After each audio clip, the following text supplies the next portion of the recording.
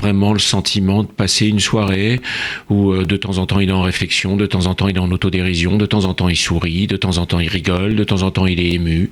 Et voilà, et on est fiers. Oui, vous pouvez être fiers. Francis Huster, franchement, si un jour on vous avait dit vous allez jouer avec Régis Lespalès dans une pièce de Laurent Ruquier, vous auriez dit quoi? C'est improbable. C'était totalement improbable. Tout le monde au départ d'ailleurs était persuadé qu'on allait vers l'iceberg, quoi, que c'était le Titanic. Ça leur paraissait complètement fou, mais parce que les gens ont la mémoire courte. Quand tout d'un coup on a mis dans la traversée de Paris Jean Gabin et Bourvil, tout le monde aussi a poussé des hauts cris. Marcel Aimé le premier d'ailleurs, qui voulait pas de Bourvil. Normalement c'est Paul Meurice et Bernard Blier qui devaient jouer le film. Et là, pour expliquer à ceux qui nous écoutent, cette pièce est le carton numéro 1 de Paris. Ça veut dire que c'est vrai, c'est la folie, les gens doivent réserver pour avoir des places superbes, on est bourrés, et puis surtout il faut dire à ceux qui vont venir voir cette pièce que du début jusqu'à la fin, il y a à peu près 60 à 70 éclats de rire de la salle. C'est-à-dire que c'est pas 10 rires par-ci par-là. Non, c'est c'est absolument l'équivalent de la Cage aux Folles ou du Dîner de Cons. C'est-à-dire, ça arrive une fois tous les 10 ans. Une pièce qui tout d'un coup réunit tous les publics. C'est-à-dire que l'histoire est très simple, c'est un ouvrier chauffagiste, Laspalès, qui vient réparer une chaudière, et il répare cette chaudière dans un hôtel particulier absolument dément, d'une star, un comédien de gauche, très bon chic, bon genre, et qui croit que parce que c'est un ouvrier, lui aussi est de gauche, or il est de droite, et donc ils vont s'engueuler tous les deux. Et la première partie de la pièce se passe dans la chaudière, donc dans la cave, où là, toutes les 3 phrases, c'est des hurlements de rire. Et il y a même le public est tellement enthousiaste que tout d'un coup, moi, je me fais huer quand je dis certaines phrases. Les 1000 personnes font ouh, et ils participent, ils applaudissent. Et la deuxième partie de la pièce se passe en haut, dans le grand salon sublime, où tout d'un coup, la femme, le fils, le copain, le patron de Régis aussi vont venir. Et là, c'est une comédie britannique, c'est-à-dire avec c'est vrai, il a le sens du dialogue Ruquier, un peu à la Audiard, un peu à la Nouille.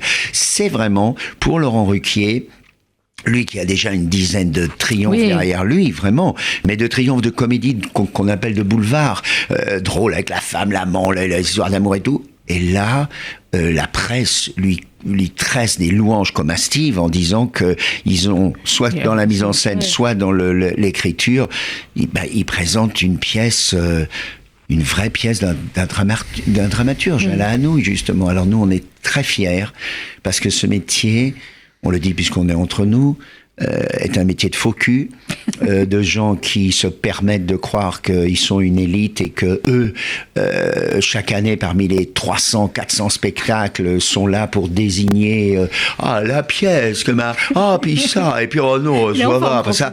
Et donc c'est insupportable. C'est insupportable parce que tu t'aperçois que beaucoup d'écrivains qui essayent de faire monter leur pièce ne peuvent y arriver que de 2 façons, soit parce que tout d'un coup une star accepte de jouer la pièce, alors bon, on la monte, alors s'il y a un tel, ou alors qu'avec des inconnus, pour au moins que ça coûte presque rien et qu'on puisse jouer le tout pour le tout.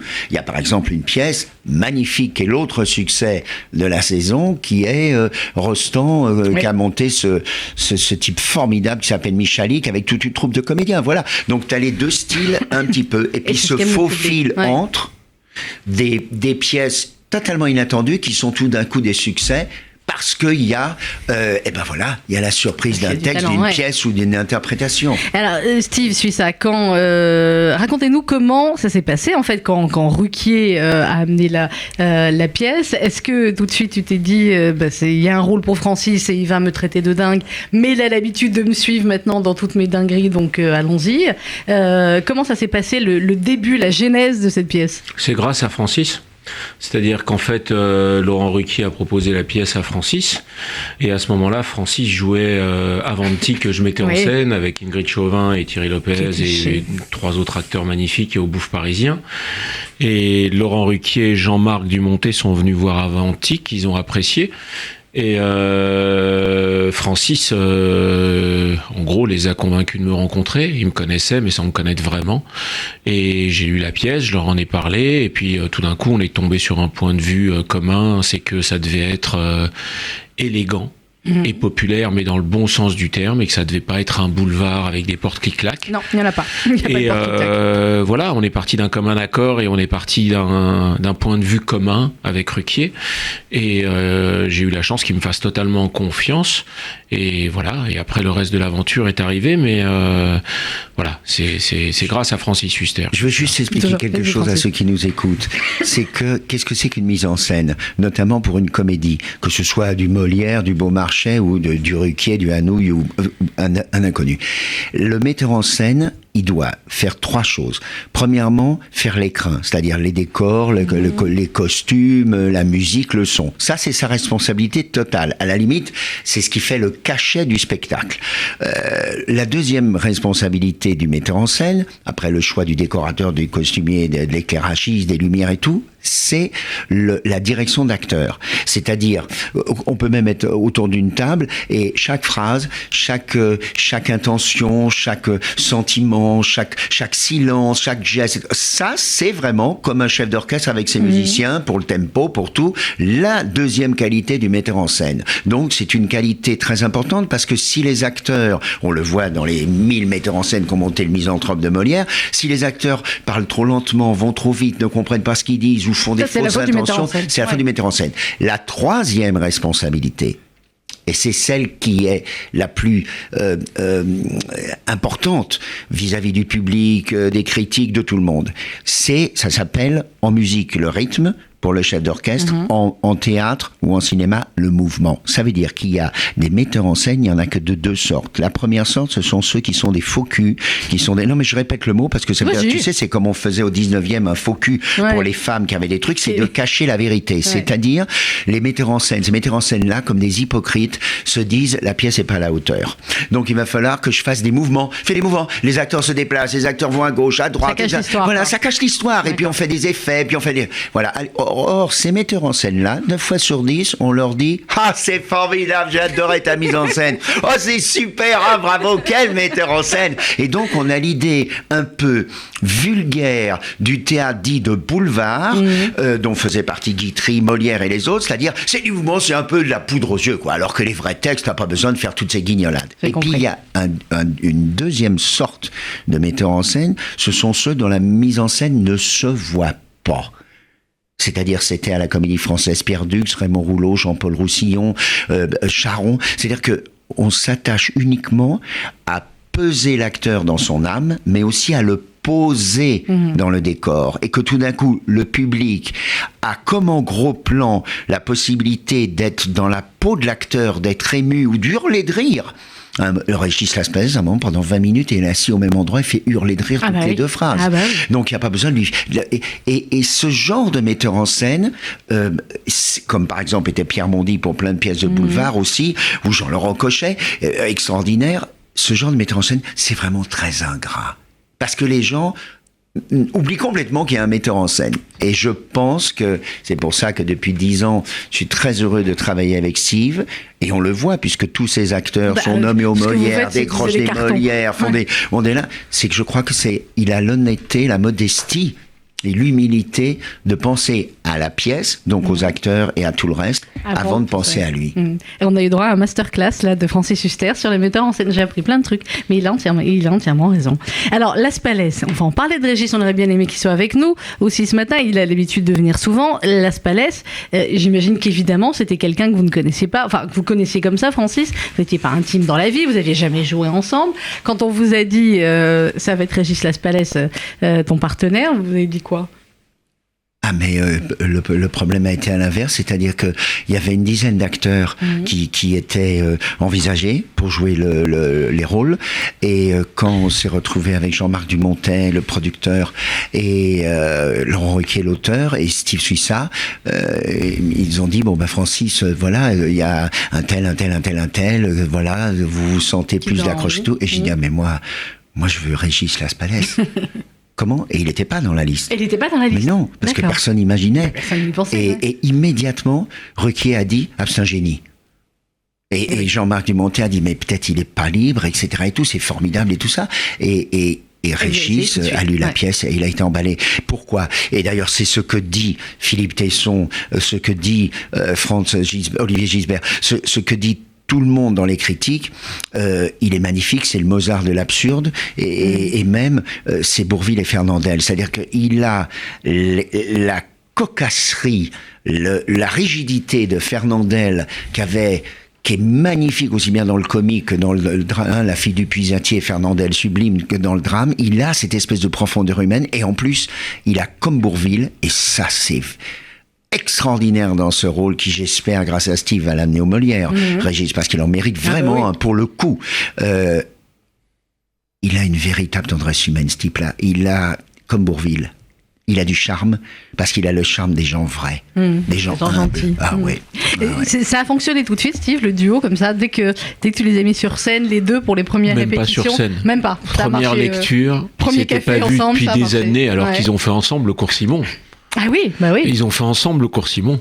Ils se sont pas vus pendant des années, ils avaient un respect l'un pour l'autre, et ils ont un respect l'un pour l'autre qui fait que c'est formidable. C'est-à-dire qu'on a l'impression qu'il y a quelqu'un qui arrive du pôle Nord et l'autre qui arrive du pôle Sud, mais en vrai, ils ont plein de points communs. Ouais. C'est-à-dire comme la pièce, c'est des bêtes de travail, c'est des rigoureux, c'est des marathoniens, c'est des gens qui ont besoin de transmettre et de donner tout ce qu'ils ont de meilleur au public. Donc ils ont plein de points communs dans le fond des choses, et dans la forme. Bah oui, les premières personnes qui ont vu l'affiche, les mecs se disaient mais c'est quoi ce couple-là? C'est quoi cette idée? Il y a une erreur. C'est-à-dire qu'on a pris la moitié de l'affiche d'à côté, la moitié de l'autre affiche. Et finalement, je pense, avant de venir voir la pièce, et même après, alors que le texte de Laurent Ruquier est brillant et que tous les acteurs qui les accompagnent sont formidables, et que j'ai eu la chance d'avoir un décorateur, un costumier et un éclairagiste formidable, le succès de la pièce, c'est ce duo d'enfer. Mais oui, le porte, c'est ce duo d'enfer improbable, où d'un cas comme dans l'autre, en tant que spectateur, on se dit j'aimerais bien, avec ce que je suis, rencontrer quelqu'un qui est à l'opposé de moi, ne serait-ce que pour que je puisse me dire que tous les a priori, que toute l'interprétation qu'on peut avoir en voyant quelqu'un, tout ça, on peut se tromper sur tout. Et que des fois, on peut faire une rencontre complètement improbable, à la rigueur qu'on n'a pas envie de faire, et qui peut être la rencontre qui va révéler ce qu'on est. Voilà. Alors on va continuer à en parler, cette pièce, évidemment, à droite à gauche. C'est au Théâtre des Variétés avec mes invités ce matin, Francis Huster et Steve Suissa. Des pauses musicales liées quand même à la politique, parce que c'est le cœur de la pièce. On va en parler aussi dans un instant. C'est Léo Ferré avec Ils ont voté sur RCJ.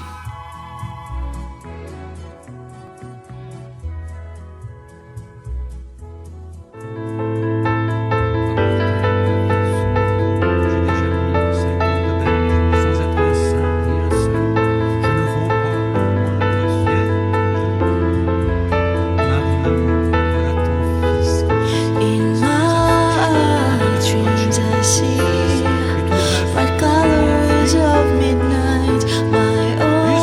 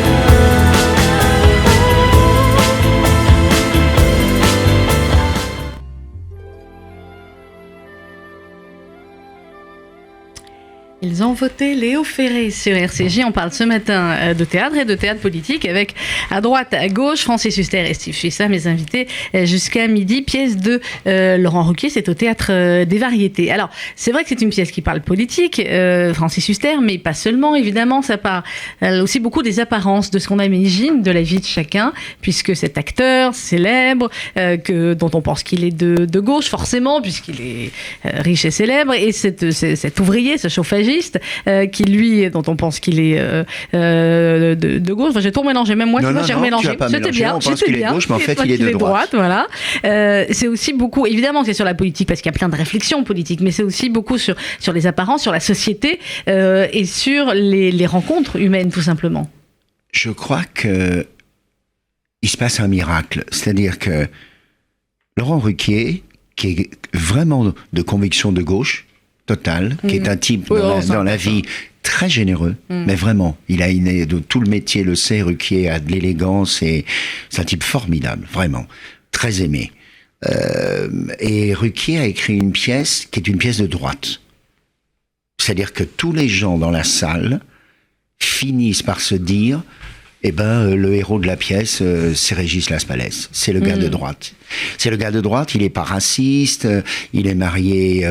On va le découvrir un peu plus tard, voilà, ne dis pas. On dit pas, et on se dit, oui, moi, t'es assis dans la salle et on sent bien, nous, que les gens se disent, puis on le voit par les applaudissements à chaque fois, il a raison, je pense comme lui, mais il a pas tort, c'est vrai, et c'est lui le brave type, et c'est lui le machin. Et l'autre, Huster, la gauche, tout ça, les belles idées, d'accord, mais ça mène à rien, regarde. D'ailleurs, la preuve, dans la pièce, ce mec, il a tout raté sa vie. Il a raté, il a fait 3 mariages, il a raté, il a ses enfants, 3 enfants, il a raté, il a tout raté. Et donc, si tu veux, Ruquier, vraiment très honnêtement, s'est situé, lui, dans une vérité de ce que les gens pensent vraiment. Exactement comme Molière dans le Misanthrope entre Alceste et Philinte. Oui, mais c'est un instant T, j'ai envie de dire, de la société, quand on arrive au bout d'un quinquennat socialiste qui n'a pas satisfait tout le monde. On a de la chance de vivre quelque chose d'extraordinaire. On va parler très simplement, horizontalement, à plat, au lieu d'être vertical et de lancer des grandes idées ou des grands reproches. Qu'est-ce qui se passe ? Il se passe tout simplement que pendant la Deuxième Guerre mondiale, Pétain a assassiné la République française et l'a remplacé par un État français. Il a trahi les Juifs, il a trahi les Noirs, il a aussi surtout trahi la France.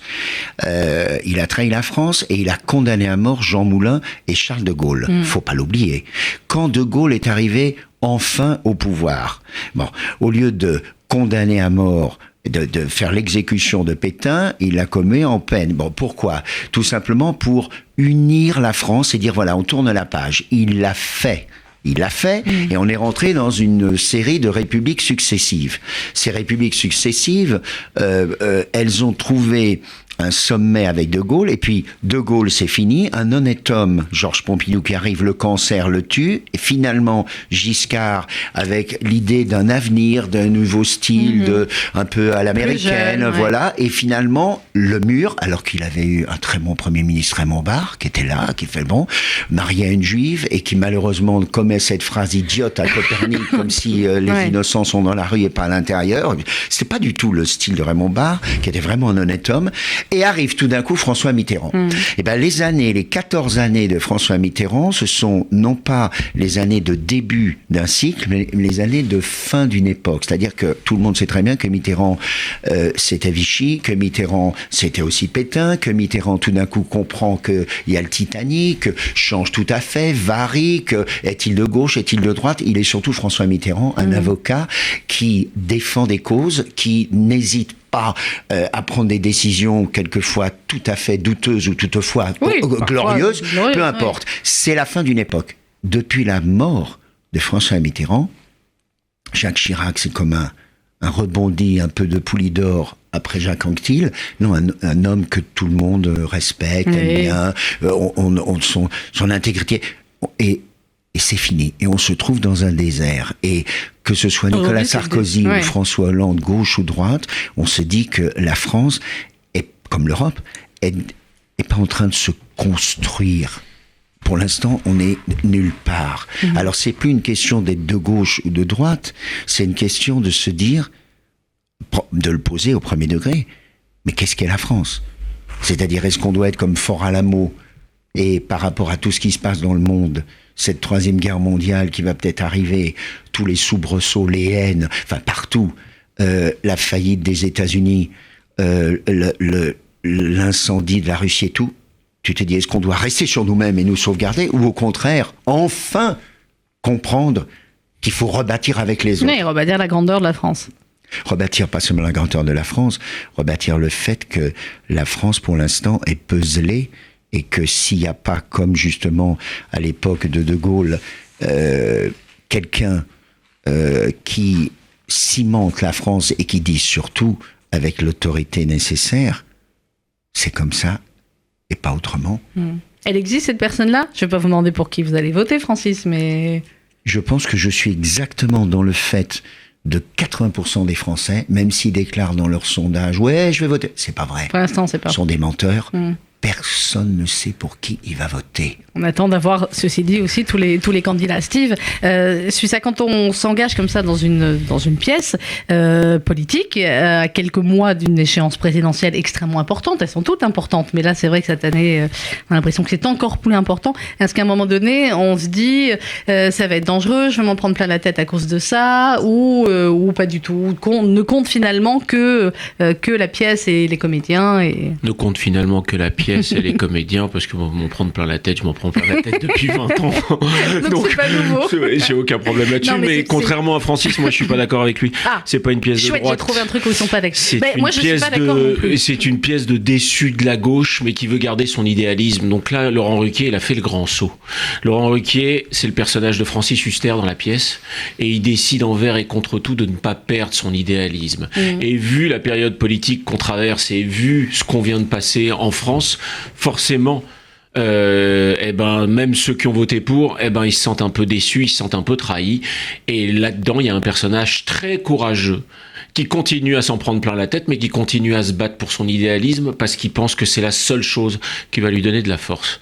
Donc, oui, voilà. Moi, je suis un peu de l'évidité. Et en même temps, évidemment que dans la salle, il y a de tout. Il y a des gens de gauche, il y a des gens de droite. C'est ça qui est formidable. C'est-à-dire que si vous venez dans la salle oui, un peu avant les élections, vous savez très bien qui va être le gagnant. Ouais. Ça, c'est super. Mais c'est surtout une comédie humaine. Mais oui. C'est surtout une comédie humaine. C'est-à-dire qu'on finit la pièce sans rien déclarer, sans rien dévoiler, comme une comédie romantique. C'est une comédie humaine. C'est-à-dire que, malheureusement, on peut se dire qu'il y a une seule chose qui dure chez Laurent Ruquier, comme chez beaucoup d'êtres humains, entre le titre de sa pièce d'avant et cette pièce-là, qui s'appelait « Je préfère qu'on reste amis », c'est l'amitié. Oui, c'est ça, ouais. Et pour te répondre, je dis simplement, je comprends très bien ce que tu as dit, tu as raison, mais ce que j'explique, c'est que quand Charles de Gaulle, en 1962, il faut que ceux qui nous écoutent se rappellent ça, quand Charles de Gaulle, en 1962, décide de mettre en vote le suffrage universel. Je rappelle qu'en 1958, c'est pas le peuple français qui l'a élu, ce sont les députés. Coty lui demandant « Revenez, mon général ». En 62, il y a donc un vote. 11 millions et quelques sont pour le suffrage universel, 7 200 000 ou 300 000 sont contre. Donc le suffrage universel est adopté pour la première fois en République française. Or, Gaston Monnerville, le président du Sénat, et Vincent Auriol, qui avait été président de la République, ont le culot de commencer à voter, à contrecarrer la décision du référendum. Donc ça veut dire que alors que la France va enfin passer dans un suffrage universel qui encore aujourd'hui est la gloire de la République, on s'y oppose dans une partie de l'opinion politique. Or, quand tu prends le premier gouvernement, je vous en supplie, regardez les mémoires de Charles de Gaulle, vous verrez la composition du premier gouvernement donc de Charles de Gaulle, vous y voyez 3 futurs présidents de la République. Et vous y voyez, ne serait-ce que la présence d'André Malraux, d'hommes de gauche. Ça veut dire que, faut bien se dire que le problème de Gaulle, c'est que De Gaulle avait réussi à réunir que De Gaulle avait réussi à réunir exactement comme pour la résistance où Moulin était un homme de gauche et était le patron des résistants, il avait réussi à réunir des gens, qu'ils soient de gauche ou de droite, aux meilleures places parce que c'était les meilleurs. Et le problème de la France d'aujourd'hui, le problème de la France aujourd'hui, c'est que ce système de dire tous les bons sont à droite ou tous les bons sont à gauche, ou maintenant on a le gouvernement donc il n'y a que des gens de gauche, ou maintenant on a le gouvernement il n'y a que des gens de droite, quand est-ce qu'ils vont comprendre que les Français ne l'acceptent plus? Que tout d'un coup, pendant 5 ans, tu as, parce que tu as un pouvoir de gauche, comme une espèce de toile d'araignée. Et tout d'un coup, parce que tu as un pouvoir de droite, comme une espèce de toile d'araignée. Comment veux-tu qu'il n'y ait pas, de toute façon, un rejet d'un côté ou de l'autre? Et je trouve que ce que pressent vraiment, très honnêtement et très humblement, Laurent Ruquier dans cette pièce, qui est une très belle pièce, pas seulement une comédie où on hurle de rire, 1h03 de rigolade, dit la critique, c'est vrai. Mais il y a surtout comme une révélation. Quand est-ce que la France va décider de donner en responsabilité aux meilleures places ceux qui sont les meilleurs? Vraiment Je finis. Imaginons qu'on soit avec des musiciens, que chaque année, il y a un orchestre qui soit l'orchestre de la République, et que tout d'un coup on dise « Ah ben non, il n'y a que les musiciens de gauche dans cet orchestre qui est avec un chef d'orchestre de gauche. Ah ben non, maintenant pendant 5 ans, il n'y a que des musiciens de droite qui sont avec un chef d'orchestre de droite. » C'est pas possible. Et c'est une erreur qui nous coûte à nous, la France, qui est le pays exemplaire dans le monde entier par rapport aux Lumières, par rapport à défendre un humanisme, des valeurs essentielles. Ça nous coûte notre crédibilité. Moi, je vais voter Francis Huster, en tout cas. Hein, si on peut mais c'est ce que dit la pièce à la fin. Hein.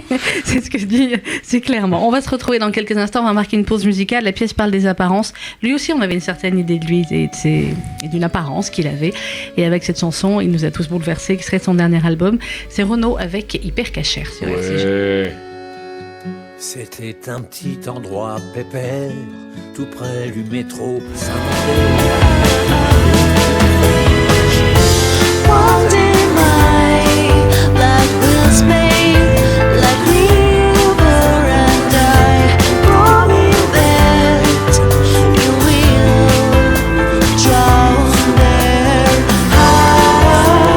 That's it. Now even now I can see it. I will not try it.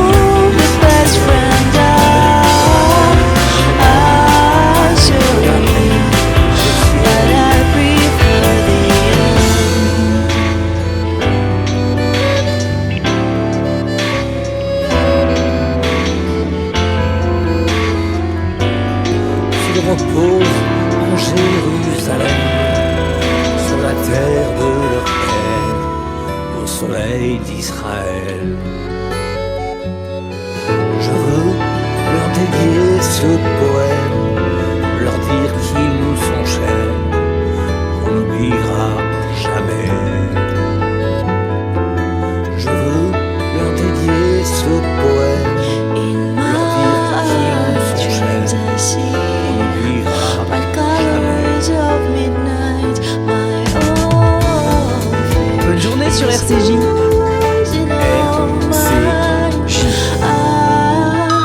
Un message de l'appel national pour la Tzedaka. 15 000 personnes ont été aidées par vos dons l'année dernière. Faisons mieux cette année grâce à la Tzedaka. Soutenons les plus fragiles. Du 15 novembre au 15 décembre, grande collecte de l'appel national pour la Tzedaka. Renseignements au 0800 089 089. 0800 089 089 ou sur tzedaka.fsju.org.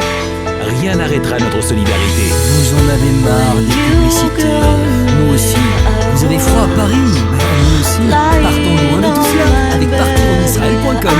Cet hiver, les vols directs Paris sont à partir de 380 € et exclusivement chez partirenisraël.com. Les séjours à Eilat, 8 jours, 7 nuits à partir de 705 € par personne. Attention, il ne reste plus que 2 départs, les 13 et 20 novembre. Renseignez vos réservations sur www.partirenisraël.com. Magasin Gauthier, fabricant français.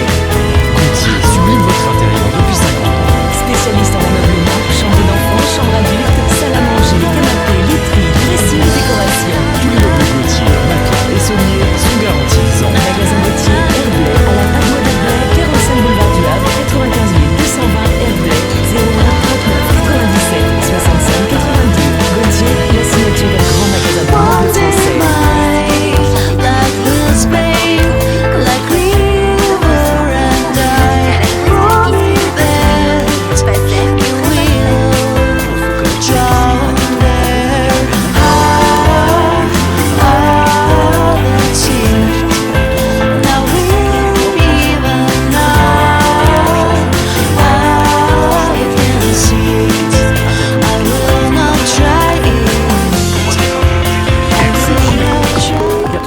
Juillet, un média du Fonds social juif unifié.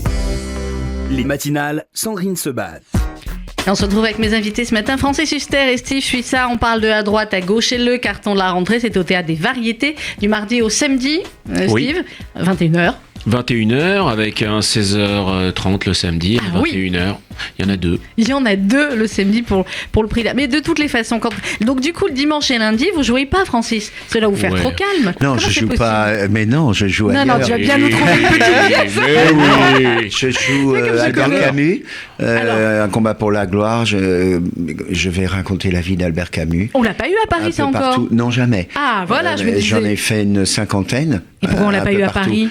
Parce que je peux pas afficher ça continuellement à Paris pendant Et 3 une mois. fois pour que je te vois. Ah, une fois, ouais, je pourrais peut-être le faire une fois à Paris. Et puis, sinon, Mais une fois chez nous à Paris, on là. est déjà en Allez. préparation d'un très gros projet. On peut en dire un mot ou pas? Moi je sais, Allez. mais est-ce que j'ai le droit de dévoiler un petit peu? Allez, généralement l'exclusivité sur RCJ, ça Voilà, porte les bonheur. scoops, c'est chez moi. Merci. Ah bah oui, t'as remarqué, hein, tout le temps. hein. Donc, au printemps. Alors là, ça va jusqu'à fin décembre, début janvier. 4 À janvier. droite, à gauche, jusqu'au 4 janvier pour aller voir au Théâtre des Variétés. Ensuite, Francis va aller se balader un petit peu en province, hein, pour Avanti. Pour Avanti, avec Qui Ingrid était belle, Chauvin, cette pièce. Romain Aymon, Alice Carrel, Lopez, qui a eu 2 nominations Molière pour son seul rôle. Ah oui, Et mais qui il était est extraordinaire, extraordinaire. Thierry Oh là là. Lopez. Et puis... Donc une tournée en province, quelques oui, semaines.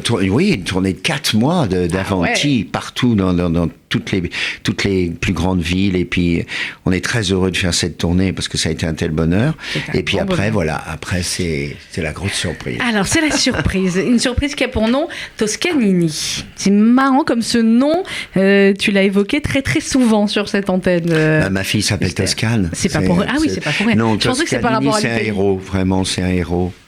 Comment il s'est conduit avec Israël, justement, avec un courage exemplaire.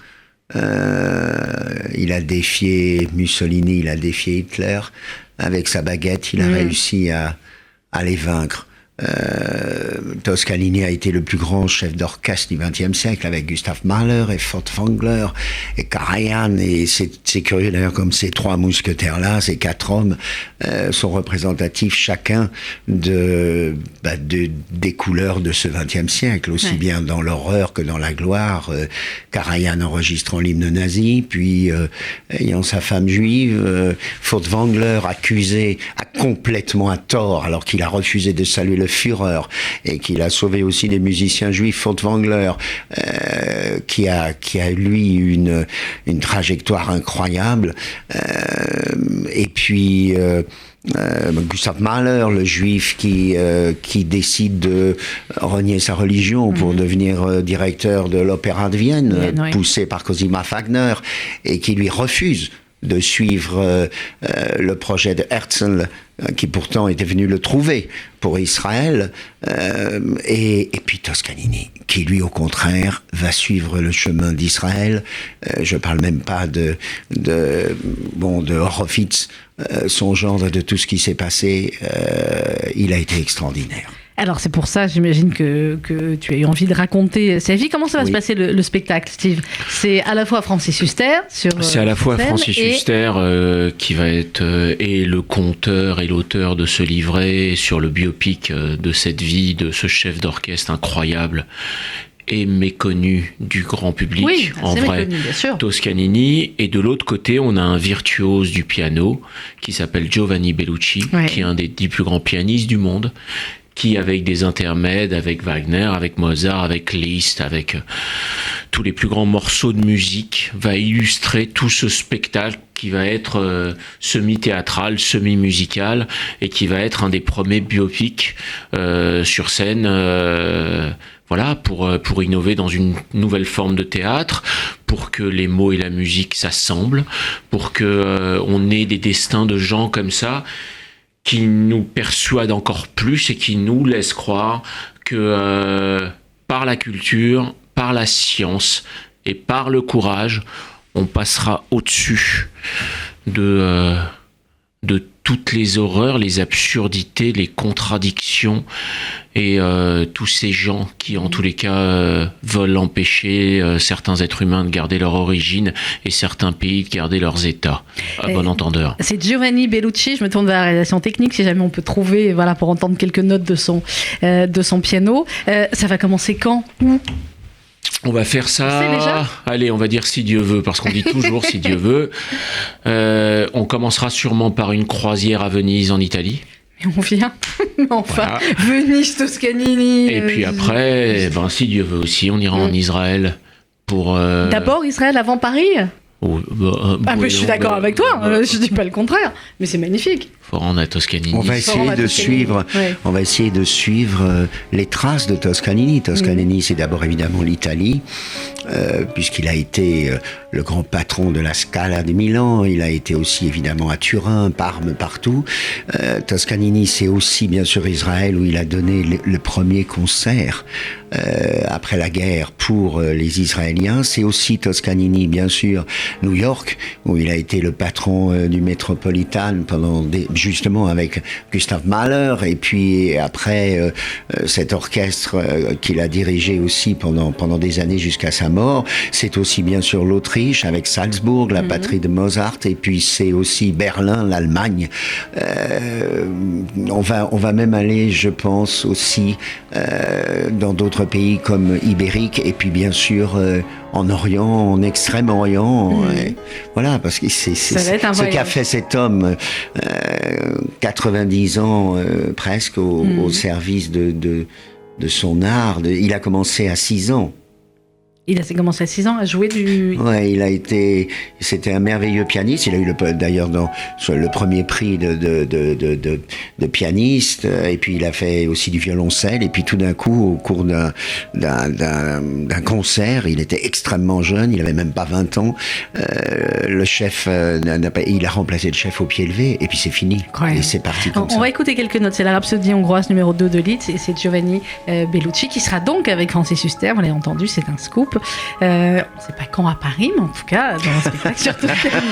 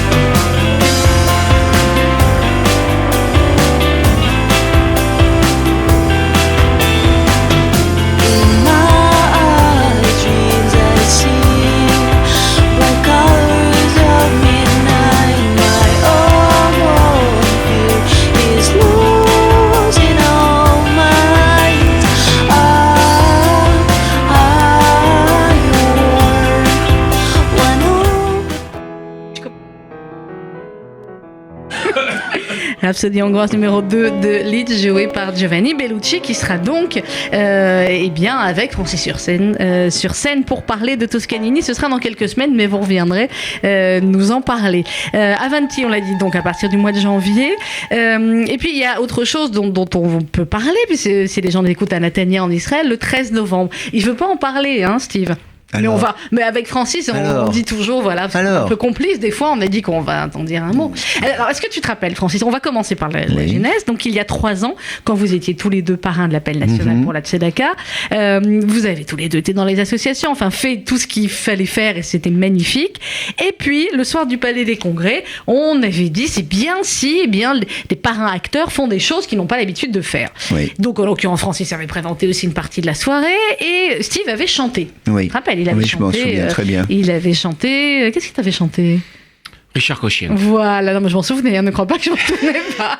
Il avait chanté Richard Cochian. C'était magnifique. Très gros succès dans la salle, 4000 personnes debout, succès. Une émeute, les filles qui hurlaient, enfin bon, comme d'habitude, bref. Et donc, moi, je me dis que c'est peut-être grâce à cette petite expérience qu'aujourd'hui, Steve va aussi chanter le 13 novembre à Netanya. Oui, voilà. en effet. Balancé les mots de toi. Claude Breichmann, qui dirige le NAC, donc l'université de Netanya, m'a proposé de faire l'ouverture de son nouveau cycle qui s'appelle Source de femmes. Et quand on était très pris avec la pièce de Ruquier, avec Avanti, avec Toscanini, j'avais pas de texte. Et donc, elle m'a donné une carte blanche. Et la nouvelle ambassadrice française en Israël nous honore de sa présence pour cette ouverture de cycle. Et donc, il y a une actrice qui s'appelle Cécile Benz, qui est une super chanteuse, qui s'est proposée de travailler avec moi. Et donc, je lui ai dit, écoute, on va prendre 2 personnages qui sont un peu 2 autistes de la vie, et chacun de leur côté, jusqu'à le faire ensemble, vont se répondre en chansons d'amour des plus grandes chanteuses françaises. Donc voilà, on a pris un répertoire de chansons françaises, et de destins de femmes, et ces destins vont se répondre en chansons d'amour. Voilà. Donc ça, c'est un sacré pari quand même. Comment t'as travaillé? Comment j'ai travaillé? J'ai travaillé un peu en répétition. Là, j'y retourne la semaine prochaine pour rencontrer des gens pour notre futur festival. Oh non, à l'instant. Et comme voilà. Tout. Ouais, comme tout. Ouais. Alors, ça te plaît? J'adore. Vas-y, Francis, fais l'interview. Tu sais ce que ça... Je suis confiné de trouille, mais tu sais ce que ça fait en fait? Ça m'adoucit. Ça le détend, je trouve que ça le détend. C'est-à-dire que ça me permet de baisser la garde. D'accord, alors donc maintenant, quand tu viendras répéter, tu chanteras 2 chansons avant qu'on commence. Non. On peut pas avoir un petit extrait, non? Non, bah non. C'est dommage. Franchement, c'est dommage. On pourra même pas être là non plus, Francis. 13 novembre. Non, on sera pas là, mais tu le feras filmer quand même. Oui, je le ferai filmer. Il a fait exprès pour qu'on puisse nous projeter ça. Mais oui, ça c'est clair. Bon, et peut-être c'est une nouvelle carrière, non? Non, c'est une façon, encore une fois, d'amener de la culture et de partager. Et d'amener la culture française en Israël. Avec ce pays que j'adore, de faire un pont, de faire ce fameux pont qu'on s'efforce de bâtir avec Francis, avec des gens comme toi, avec, j'espère, de plus en plus de gens, et pour les bonnes raisons, et d'arriver là-bas, non pas comme des francophones qui veulent accueillir des francophones, mais donner goût et peut-être envie à des auteurs israéliens, à des acteurs israéliens, de partager dans les années à venir cette expérience, et de faire qu'au bout d'un moment, comme Toronto pour le cinéma, comme Baalbek pour le Liban, comme le Suquet pour la musique, de faire des vrais mélanges d'artistes sur scène, et de rallier tout ça, et d'avoir un peu d'idéalisme en se disant que dans l'émotion et dans l'obscurité d'une salle, plus rien n'a d'importance à part vibrer. Et on va drôlement vibrer, ça j'imagine, dans tous les prochains spectacles. À la fin de chaque émission, d'habitude je préviens mes invités, et là hop, je viens de me rendre compte que je vous avais pas prévenu, mais je sais que vous allez très bien vous en sortir tous les deux. On donne un mot à un de nos invités, et on va lui demander une définition de ce mot. Alors pour ce matin, j'avais théâtre et politique. Qui veut prendre quoi? Ou alors ça peut être théâtre et acteur. Qui veut prendre quoi? Mais si on y va avec Huster, faut que tu commences. Tu commences. Il fait toujours ça. Qu'est-ce que tu prends? Commence, c'est tranquille. Tu prends quoi? Il y a théâtre, politique ou acteur dans le Prends théâtre. Prends théâtre. Voilà. Alors la définition du théâtre, mais ça peut être ça peut être des mots, ça peut être des phrases, ça peut être une anecdote, c'est ce que tu veux. La définition du théâtre que j'avais dans ma plus tendre enfance, qui était pas si tendre que ça, avant de rencontrer Francis Huster, c'était ennui complexe, J'avais jamais lu un livre, donc pour moi d'aller au théâtre c'était complètement illusoire, complètement une perte de temps totale. Et ce mot a évolué et dans ma tête et dans mon cœur et dans ma vie, et qu'aujourd'hui mon but et mon chemin de vie, grâce à cet homme en face de moi, est que tout d'un coup le maximum de gens, le maximum d'enfants, le maximum de public aille au théâtre parce que ça peut changer une vie. Et forcément aujourd'hui, le théâtre que je tente de mettre en place très humblement est un théâtre totalement sincère et vrai, où on se permet de faire sur scène ce qu'on ne se permet pas des fois de faire dans la vie. C'est-à-dire arriver et mettre ses défauts en avant ses qualités, en se disant, vous pouvez vous identifier à moi, ou vous pouvez vous reconnaître ou reconnaître quelqu'un que vous aimez en moi, parce que moi je suis vous. Et tout d'un coup, qu'on ait besoin d'aller au théâtre pour rire, pour apprendre, pour comprendre, eh ben, si j'arrivais à contribuer à ça avec une troupe, avec un lieu, avec Francis, j'aurais le sentiment que, voilà, toutes ces années de travail auraient un sens. Alors, c'est beau, hein? Non, on est bien là. Francis, tu prends quoi? Politique, Alors moi, je vais prendre acteur, le mot... tu peux reprendre. Non, je vais prendre le mot politique. Normalement, les hommes politiques, les femmes politiques, ce sont des gens qui sacrifient leur vie pour les autres, pour aider les autres, pour défendre leur pays, pour les protéger, pour faire avancer la société. Il se trouve que ce qui était possible dans le siècle qui vient de se finir n'est plus possible aujourd'hui, parce que aujourd'hui, entre le peuple, les êtres, les millions les milliards de gens et la petite poignée d'hommes politiques, de femmes politiques qui décident pour eux, il y a un mur qui s'est construit, et ce mur, c'est vous. Ce mur, ce sont les médias. Et j'accuse les médias du 21e siècle de ne pas être à la hauteur. Ça veut dire d'être responsable, de mentir sur la réalité entre les deux parties, entre le peuple et les politiciens. De mentir, de cracher, d'insulter, pour faire vendre leurs produits médiatiques, d'oser détruire des gens qui pourraient. Donc ça veut dire que c'est ce mur médiatique qui a permis dans les années 30 la montée de Mao, la montée de Staline, la montée de Hitler, la montée de Mussolini, les millions d'images qui ont fait croire que des peuples entiers les suivaient, les trahisons médiatiques. Aujourd'hui, elles sont encore pires. Ça veut dire que quand tout d'un coup des policiers se font attaquer, c'est pas une attaque, c'est un assassinat. C'est-à-dire que ils sont dans leur voiture, une quinzaine cagoulés, peu importe, sont là et viennent pour les tuer, les empêchent de sortir de leur voiture, les incendient. Et on a à la télévision le culot de mettre agression contre des policiers. Tu es où là? C'est pas le mur médiatique qui est responsable? Et je parle pas de ce qui s'est passé en Corse des mois auparavant, qui était la même chose vis-à-vis de pompiers. Donc ça veut dire qu'aujourd'hui, il faut absolument que les gens au-dessus de la pyramide, c'est-à-dire ce monde politique, disciplinent les médias. Ça suffit. Ça veut dire que maintenant, il faut que vraiment que le pont entre les politiciens et le peuple soit fait d'une autre façon. Il y a des gens qui se défoncent. Non, mais il faut bien comprendre. Il y a des gens qui se défoncent médiatiquement, qui essayent d'être honnêtes, qui essayent de dire la vérité, qui essayent d'aller jusqu'au fond des choses. Et il y en a d'autres qui sont des malhonnêtes, qui sont des ordures et qui dévient totalement ce qui se fait. Et je finis. L'exemple de la campagne présidentielle américaine. Quand Trump attaque les médias, quand Trump fait sa guerre, et quand on a ce qui est en train de se passer entre Clinton et là, on est au creux total. Je ne sais pas ce qui va se passer vendredi, mais c'est peut-être le destin du monde qui va se jouer vendredi, parce que le futur président ou la future présidente des États-Unis va décider du sort du monde dans 2 ou 3 ans. Eh bien, c'était une sacrée définition, ça. Mais je suis d'accord avec toi sur certaines choses, parce qu'effectivement, voilà, ça dépend des médias, comme partout, dans certaines professions, il y a des bons, il y a des moins bons, sauf que quand un acteur est pas bon sur scène, bah, c'est pas dangereux pour le reste du monde, et que quand certains médias quand certains médias sont mauvais, ça peut être effectivement plus dangereux quand ils ne sont pas honnêtes.